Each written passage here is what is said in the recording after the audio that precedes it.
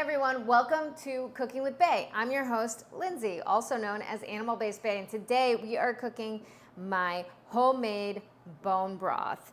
And it's gonna be a pretty short episode because guess what? It is really simple. It's just more about the waiting period of having it simmer over 48 to 72 hours, whatever you'd like, but it's really, really simple to prepare. And so today I'm going to be using Northstar Bison. So this is actually going to be a bison bone broth. You can use beef bones, and you can even use lamb bones or chicken bones or what have you. The chicken bones, the smaller the bones, there will be less time for the simmering process. So today I'm going to be using, like I said, bison bones, and you can take a look at the link down below if you're curious about where I source my bones. So this is what I got. I've got 2 pounds of knuckle bones, okay?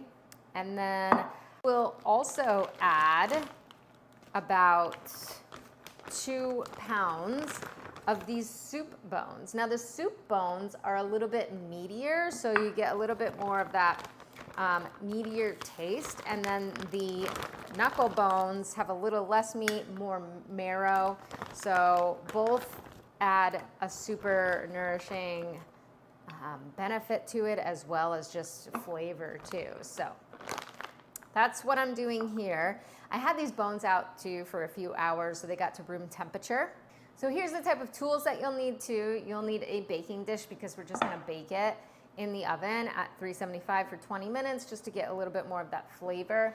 And then you'll also need, I use a 20-quart pot for 4 pounds of bones, and then essentially you're gonna fill it all the way up with filtered water. So I'm gonna need a lot more of these to fill this pot up with water. So like I said, this is 20-quart and 4 pounds of bones. So if you wanted to cut the recipe in half, you can do something along the lines of 2 pounds. So 1 pound of knuckle, 1 pound of soup bones if you like, and then do half of this into a 10-quart pot. And then obviously you could do the math if you want to do anything else. So this is going to be it, right? You place the bones into a baking dish, then salt the bones. So not everybody does this. You don't have to do this. You could also just put them in raw and go for it. But I like to get mine a little bit more flavorful and bake them. So we're here. This is like a huge knuckle bone right here.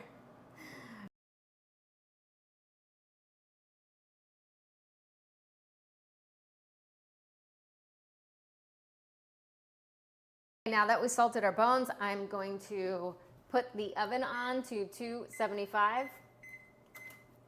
Start the oven, wait for that to heat up, pop the bones in for 20 minutes, and then that's it. And then we take it out, let it cool, and then we'll fill the pot, and then I'll show you that process.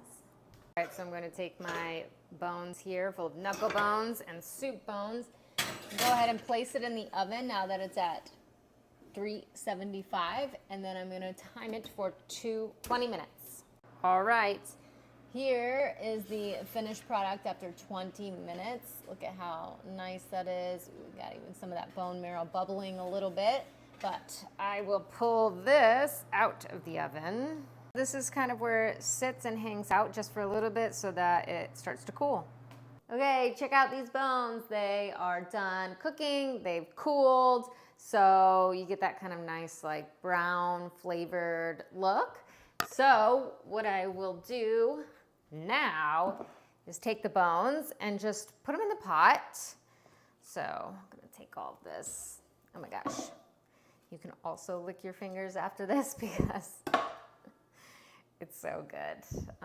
Because the bone marrow started to seep out a little bit. So that's why you don't want to cook it too long because you don't want it all to seep out in here. However, if it did, you can always just dump it in the pot. But no, this is cooked perfectly. Now, you'll take your pot and then you'll add 4 tablespoons of vinegar. Typically, I use apple cider vinegar, but I just found out that I don't have any, so I'm going to use this cooking vinegar. It's just white and distilled, so we'll do 4 tablespoons of this. Now, this is really to bring the pull the nutrients really out of the bones a little bit easier with the acidity, so it helps to pull it out. Okay, so we put 4 tablespoons of vinegar. Then we'll go ahead and just honestly fill the pot. So this might take a little bit, so I'll fill this, and then we have it sit for about an hour to 2 hours. Just have it sit in the vinegar before you start slow cooking anything. So let's go ahead and fill the pot. Okay, that's it. And so I filled it to the top here. It's like right by the handle, little screws in there, right up to there. And then I'm just gonna let it sit for about an hour to 2 hours.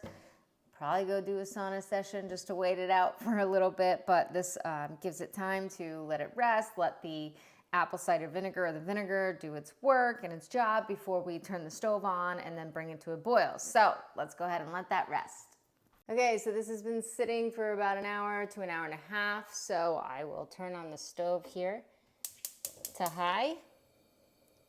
Then I'll wait for this to boil. I will also put a lid on top. Okay, now we are at a rigorous boil. Great. Now we will turn down the heat to a simmer now. So once your pot starts boiling, wherever you put it to a rigorous boil, we turned it down to a low simmer. And what I did was I moved it to a hot plate just because I like this better. My stove has an open flame, so for safety precautions, honestly. And I like to put it on here. So that's what I did. And so essentially for the first few hours, what you're gonna wanna do is you're gonna wanna remove the impurities that float to the top. But fun little secret is that if you source from a really good source, then honestly there's less impurities. I almost have to scoop out nothing when I source from Northstar Bison. So there's barely anything to scoop out, but I'll show you that process, and then that's really it. After that, then it's like a set it and forget it until you're ready to pour it into jars. Okay, let's see. This is where we take out the impurities, but I want you all to see this. Look, there's essentially nothing. I have seen way more sediment at the top and things like that, but this is really it, right? There's really no other impurities but just this. This is what clean sourcing looks like. Okay, so you'll do this, maybe twice after about 2 hours of cooking, and then an hour, then check it again. And then after that, it should be good to go. So then you can keep it on a low simmer you can start with 48 hours, taste it. And if you like that taste, stick with it. Or you can just go a little bit longer. We'll come back to you on that. Okay, so this is after about 32 hours or so. Let's take a look inside. There's where it's at, still simmering. So what I will do now actually is I will fill this with a little bit more water. And what you want to do is you want to fill it back up to where that line was originally. So I will refill this and then add a little bit more water into this so that you can get more bone broth. All right, so now this is after 48 hours. You can see there's some other things floating at the top. Oh, here we go. So this is some meat that has fallen off the bone, which I'm actually gonna save either for me and for my dog Choxy too, but I'll show you that process. Straining process, so let me show you what I do. There's probably a way better method out there. However, because it's just such a big pot, I just kind of take another big bowl that I can scoop out of. You can use like a bigger measuring cup, but I just don't have one of those. And then I essentially just take the broth and I pour it over a strainer and into a bowl. So this will just get some of the meats and, maybe bone pieces or whatever. It just holds it in place so that it doesn't get into your broth. So once I've portioned it out, then I will grab my glass jars that I want to store the broth in. And actually, I just picked these up, so to show you It's weck, and so I really like it. It has a nice wide mouth opening, and I know when you're pouring just hot contents in there, it's just like really quality glass, as well as the ball glasses. The last time that I did this, the entire like set shattered on me, and it was just a mess of trying to get the broth out. But these, just because it has like a wider mouth, really help when you put them in the freezer. So love these wecks. I will then just take the broth and gingerly pour it in. What I like to do is leave a little room for expansion, meaning if you are to put these in the freezer, just give it some space so that when it does expand, then it's not like you're filling it all the way to the top and then there's an explosion, because that can happen with anything that you put sort of liquid into and then freeze it. It will expand. So that's how I do that. So also a very important step that I forgot to do, but you want to taste it, right? So this is after 48 hours, it's good. And then once this starts to get to room temperature, and then you put it in the fridge or the freezer, it becomes really gelatinous, unlike the ones that you would find in the grocery stores that are super liquidy and more water than actual broth. And then, you know, you can salt it to your taste and, you know, whatever. Spin it around in there. I like to do this step a little bit earlier so that it really kind of just like dissolves in there really nicely. And then that's it, we're done. And then what I like to do is take these jars and leave it on the counter for, you know, the entire day so that it cools down, gets to room temperature.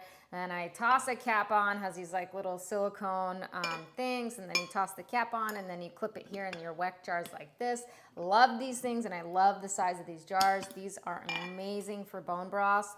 And so yeah, whether you want to put it in your fridge or your freezer, depending on when you want to have it. Maybe you want to have some right now. Great.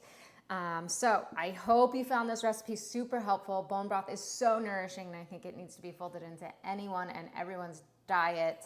And then if for some reason you are in a pinch and maybe the next batch of bone broth, you would like to have it a little bit more conveniently, one that I highly recommend is not only the one by Northstar Bison, also has broth in there too as well, the ones where I sourced these bones from, but also Fawn's. Let me show you this brand. I just found them and I've been trying them for weeks now, and oh my gosh, they have a really, you know, it's very gelatinous too when you open this, which you do not find in grocery stores. So this brand, they source really quality bones, and I'm actually going to visit a chicken farm tomorrow for their chicken bone broth too. So all of this really good stuff is coming at you, and I absolutely love it. It's definitely something that I would drink if I didn't make my own too as well, and I still do drink it because sometimes, you know, we need a little convenience. But anyway, so love Fond, and yeah, and I love that we can also take control of our health by making bone broth from scratch. So I hope you guys enjoy this tutorial. Don't forget to subscribe and hit the notification bell on my YouTube channel so that you can be notified of when the next recipe or tutorial drops. Thank you guys. Come back, comment, share. Let me know what you think of this recipe.